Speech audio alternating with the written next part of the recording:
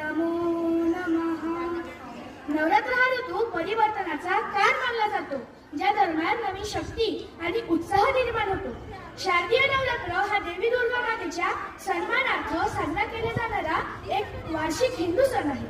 आणि आज या माता भंगाराम देवीच्या पवित्र पावन दरबारामध्ये आमच्यासारख्या AI आणि मोबाईलच्या युगात जन्मास आलेल्या विद्यार्थ्यांना व्यायामाचे महत्त्व या विषयावर बोलते करण्याकरिता जे विचारपीठ उपलब्ध करून दिले त्याकरिता प्रथमतः मी कुमारी ओवी विशाली बोरकर इयत्ता 7वी आपले आभार मानते व आदिशक्ती माता भंगाराम देवीला नतमस्तक होऊन व आयोजकांची परवानगी घेऊन व्यायामाचे महत्त्व या विषयावर व्यक्त होण्याचा प्रयत्न करते.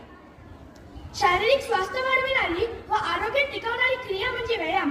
पतंजली योगशास्त्राने व्यायामाचे अनेक प्रकार सांगितले आहेत, ज्यामध्ये ताणण्याचे व्यायाम, तिथे सूर्यनमस्कार, योगासन, श्वासाचे व्यायाम, त्यामध्ये अनुलोम विलोम, कपालभाती, शक्तीचे व्यायाम, त्यामध्ये वजन उचलणे, एरोबिक्स, त्यामध्ये चालणे, धावणे, पोहणे व नृत्य आणि इत्यादी.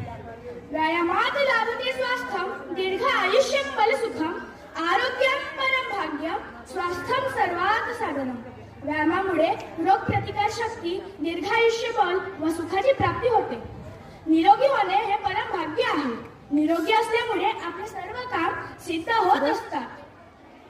व्यायाम आपल्याला करायलाच हवं. व्यायाम हे आपल्याला करायलाच हवं, कारण आपल्याला निरोगी राहण्यासाठी हे खूप महत्त्वाचे आहे. या संस्कृत सुभाषितामधून आपल्याला आपल्या जीवनात व्यायामाचे किती अनमोल महत्त्व आहे हे अधोरेखित झाले आहे. व्यायाम हे आरोग्यदायी मित्र, हे ध्यानी ठेवावे सूत्र, आळस वैरी मानिला सर्वत्र सर्वतोपरी असे वंदनीय राष्ट्रसंत श्री तुकडोजी महाराजांनी आपल्या ग्रामगीतातून व्यायामाचे आपल्या जीवनात किती अनमोल महत्त्व आहे हे पटवून दिले आहे. असेच अनेक संत व महात्म्यांनी आपल्या ग्रंथातून व्यायामाचे महत्त्व जनसामान्यांना पटवून दिले आहेत. व्यायामामुळे रोगप्रतिकार शक्ती, वजन नियंत्रित राहणे, दीर्घायुष्य बल,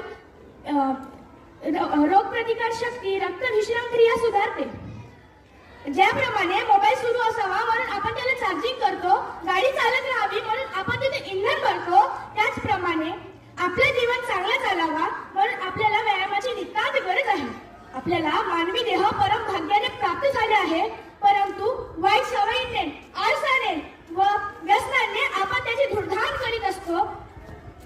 पृथ्वीवरच नव्हे तर अंतराळात सुद्धा आपल्याला